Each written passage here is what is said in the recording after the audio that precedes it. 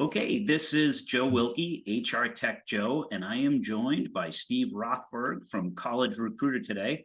Happy to have a discussion. Steve and I have been chatting offline for a bit about jumping onto one of our talks here. So I will let Steve introduce himself, and then we can jump into a few topics today. Sure. Hey, it's great to be with you, Joe. Thank you for having me as a guest. Grew up in Canada, right smack dab in the middle in Winnipeg, and moved to Minnesota, to Minneapolis, when I was 22 for grad school. I like to joke that I'm the only person who's ever moved to Minnesota for the weather, but it is better. And I founded the company that College Recruiter grew out of a little over 3 decades ago. So College Recruiter is a job search site. We kind of sit at the intersection of early careers, performance-based pricing, cost per click, cost per acquisition, and programmatic. Yeah, exciting. So you are, maybe just by history, one of those folks that maybe move for hockey. No, I mean, a lot of folks go to Minnesota for hockey. You didn't do that. Hey, I grew up in Canada. Yeah. That's where the only real hockey is north of the border. For all due respect to those of you in Boston, no. Yeah, our Bruins won last night. They took out the Las Vegas Knights. It was their first win in 10 regular season games. So we'll take Ouch. it. They've had some ties and some struggles, but hopefully last night will be a catalyst. So Steve and I today we're going to talk on just a couple of updates in the market or some of the buzz. The first one being HiredScore. Yeah. Then maybe towards the end, if time permits, we'll talk a little bit about maybe ZipRecruiter, Indeed, and some of the news or noise with Google for Jobs and what that means sort of in the marketplace. But first, we flipped a coin before we talked, and I will go first on the HiredScore. And there's been a lot of press coverage, and a lot of the analysts and folks on Indeed have been talking about it. Some of the spin that I have might be a little bit different, but we'll see. So I would I broke it down into 4 different buckets as far as what the news means, and looking at the leadership team, folks often think that unicorns are born overnight and acquisitions are born overnight.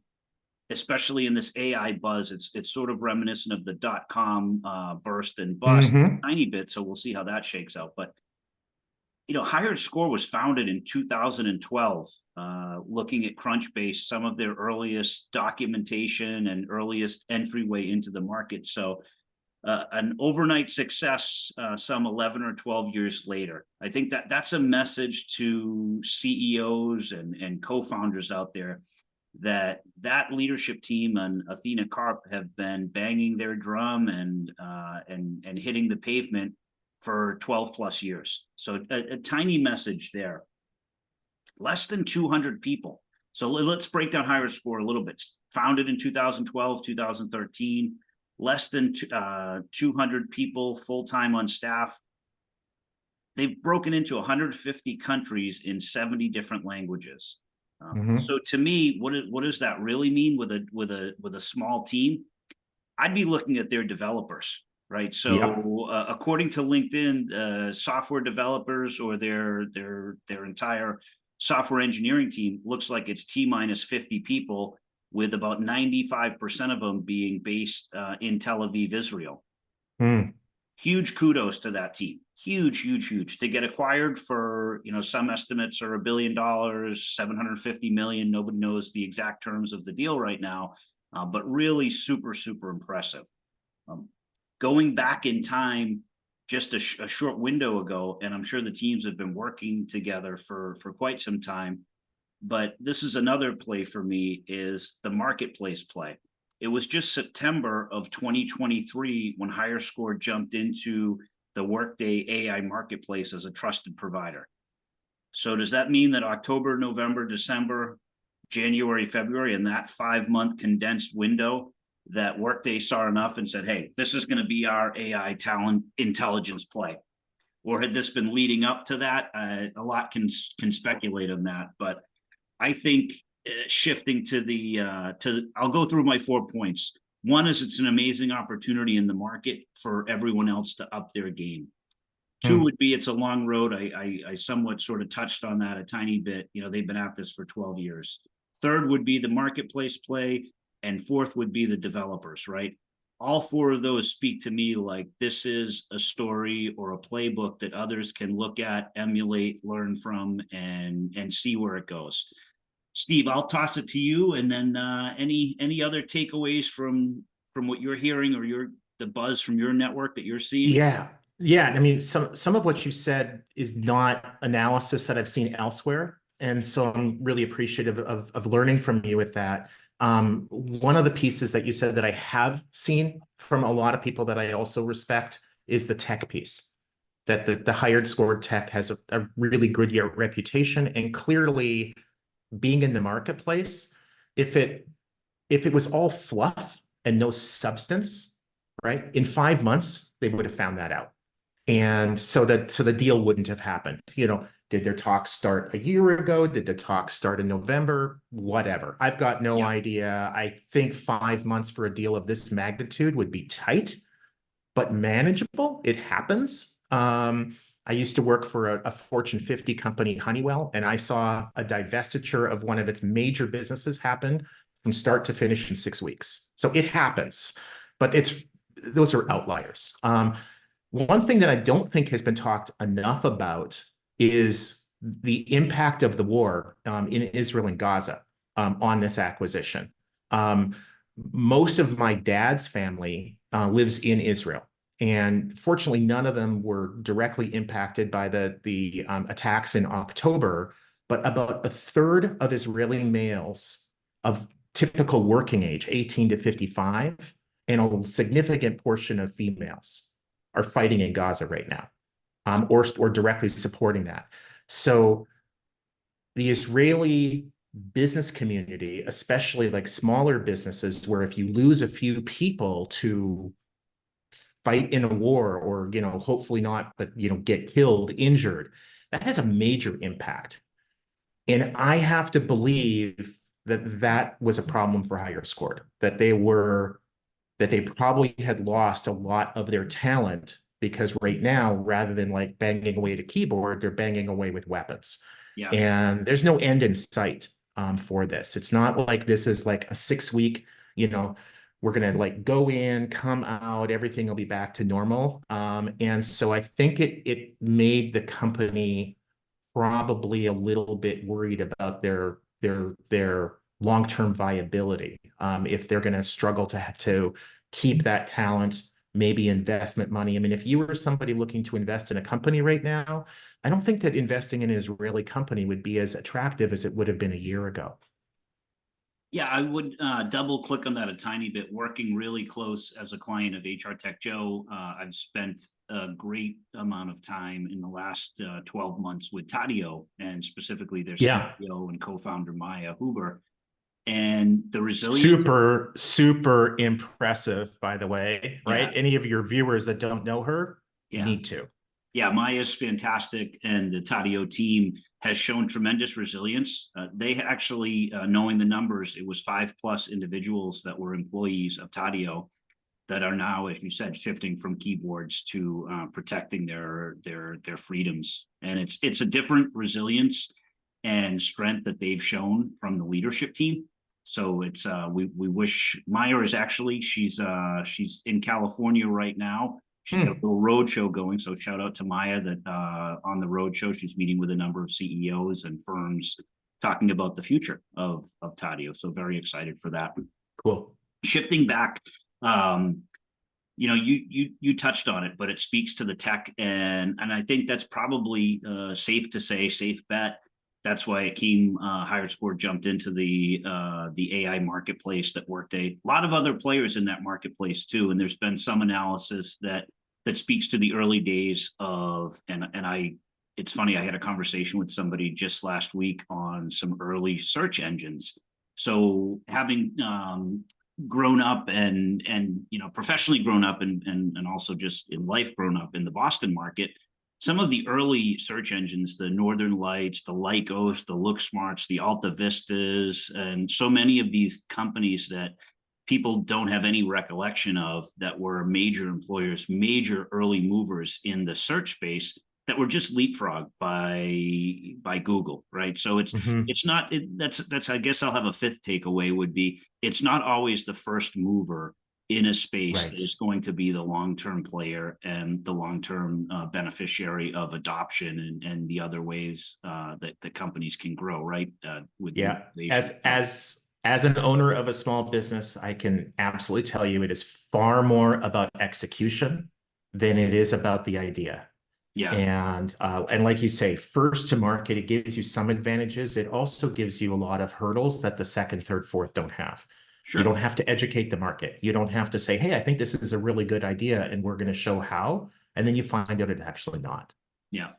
So to the CEOs and other businesses out there, I did a little bit of Yeah. scratch math before we jumped on, and just want to put these numbers out there. They're fairly accurate. I hope they're as accurate as possible. Most of them as of October or last report.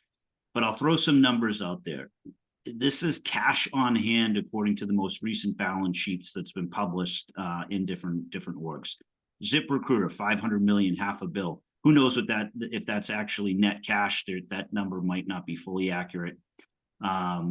UKG, often considered a competitor to Workday, Kronos Mhm. company here in Chelmsford, just a short jump from me.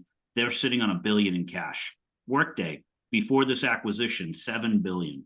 Oracle, 12 billion. Salesforce, 12 billion. Microsoft, 81 billion. A player in the talent space, right? A 20 plus $billion acquisition sometime back of LinkedIn. Google And GitHub. and GitHub as well. Yeah, I Yep. mean, a developer's paradise. Um, Microsoft, I think I said 81 billion. Google, 110 billion. They've been playing around in Google for Jobs. There's been some other, the Google Workplace product. Not really sure if that's sitting in limbo, what the real adoption is there. You don't see a lot of chatter on Google Workplace on LinkedIn. Not sure if that's because LinkedIn and Microsoft and Google, that whole ecosystem, but you just don't see it by users, by companies. ADP, 2 billion. ADP is a fantastic example for HRTech and HCM companies to break into markets, break into clients with their marketplace, right? So not an acquisition, but definitely a marketplace play for a lot of the startups and folks in the early stages. And finally, I left the gorilla for last. Surprisingly, 10 billion from RecruitCo. So they consistently acquire staffing companies. They as thinking about the Indeed brand here in the U.S. in the last say 12 months. So if we shift and roll into like market chatter now between Zip and Indeed, Indeed's got the SHIT kicked out of them. Zip has got the SHIT kicked out of them in the last 12 months by a lot of the local or HRTech analysts around LinkedIn and some other markets. And I wonder if it's rightfully so or if there's something there. So I did again a little bit more scratching before we chatted today.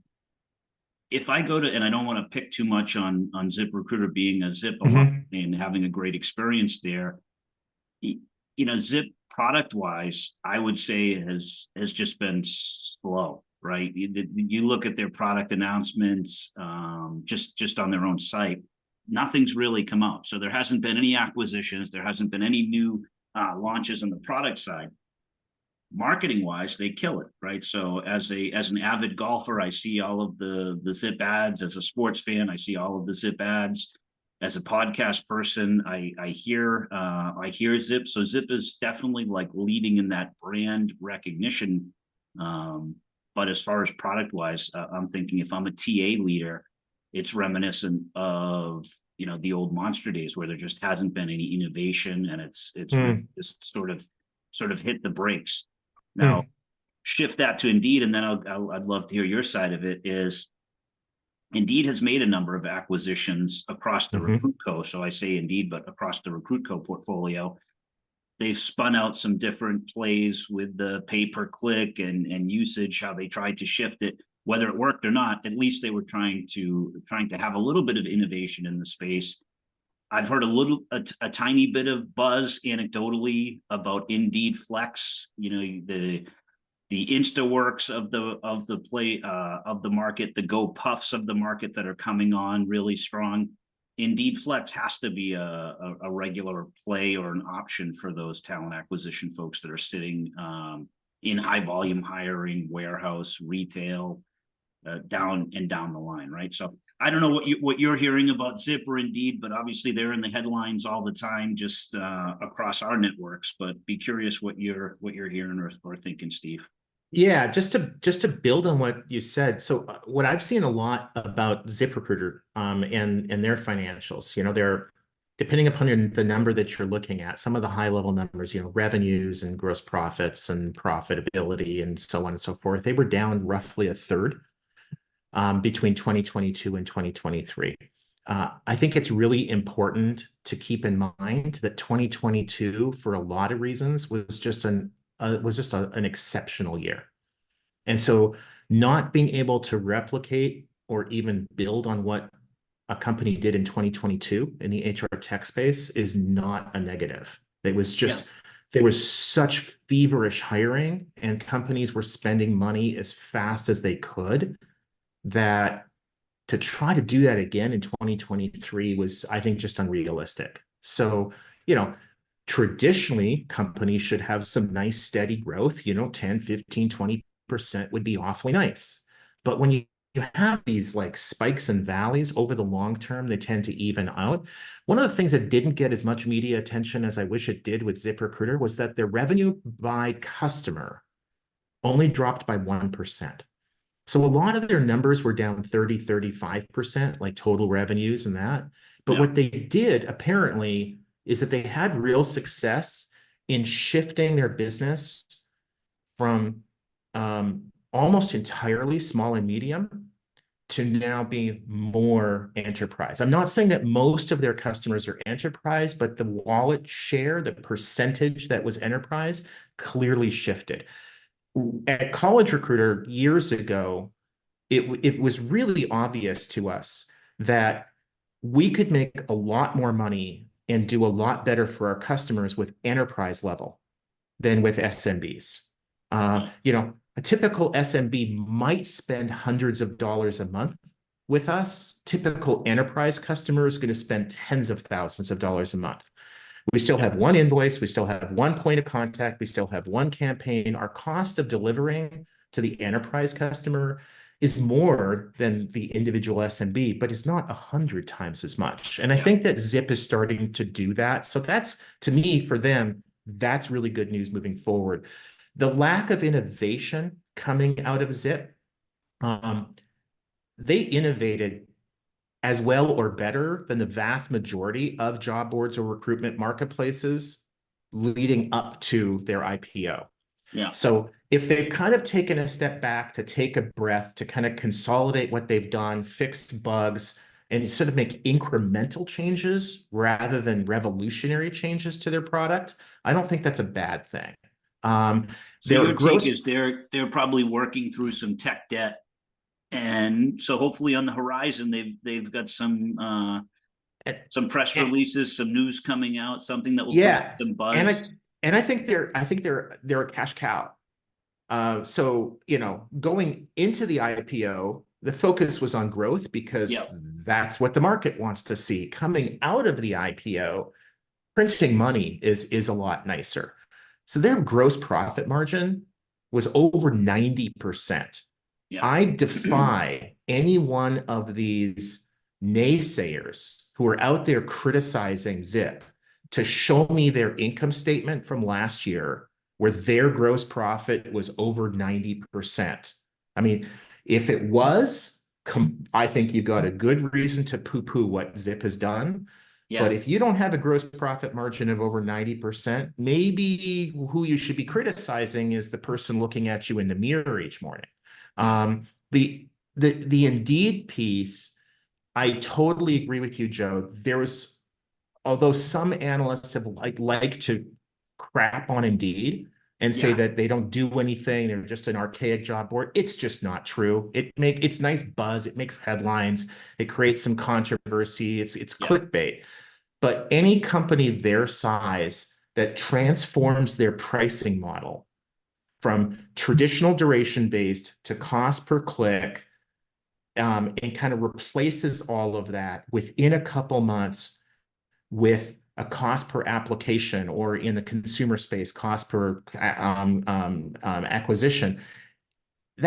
You can't argue correctly that I'll that's a give lack them, of innovation. And, yeah, and they had to roll it back. It didn't work, but we should give them credit for that, yeah, to I'm with you on recognize that. that they got ahead of their skis. Yeah, They could see that they could have done better, and they're gonna do better. You know, they're going to come back with yeah. cost per application, and it's going to be a lot better the second time around. Look at others have played around with it and tested and done some different betas, not to the size or scale or rollout that Indeed did. And to your point, Yeah, he tried, it didn't work the way that they anticipated. I'm on the same page or same team as you on that. I do think that they'll come back with something, and that will force Zip as well to sort of evaluate the way, because the market isn't going to have a number of different models like that, subscriptions and some of the things that, you know, we could noodle on this for a long time, but like going back to one statement you made. So you'd rather deal with one centralized contact potentially at Inspire Brands corporate, maybe their agency, as opposed to dealing with 5,000 different franchisees or 50 different regional managers with different thoughts, different budgets. So I think the enterprise route that you're speaking to, and the way that Zip has fine-tuned it, is definitely an opportunity to continue to grow and really scale the business for them. Just thinking about the time and us, we can definitely do this again. Another episode with Steve and Joe. Really enjoyed it. We've got Steve Rothberg, College Recruiter. Make sure you check them out. We'll come back, and I know we're set to talk on the College Recruiter podcast late in this year, but maybe we'll do episode number 2 in a month or so, months depending upon schedules. I know there's a bunch of different events coming up with Unleash and RecFest, and so folks are going to start hitting the road. But more banter, more HR tech chatter, and that's good for us. Steve, it was great chatting. Awesome. Thank you so much, Joe. All right. Cheers, man. Have a great day. Take care.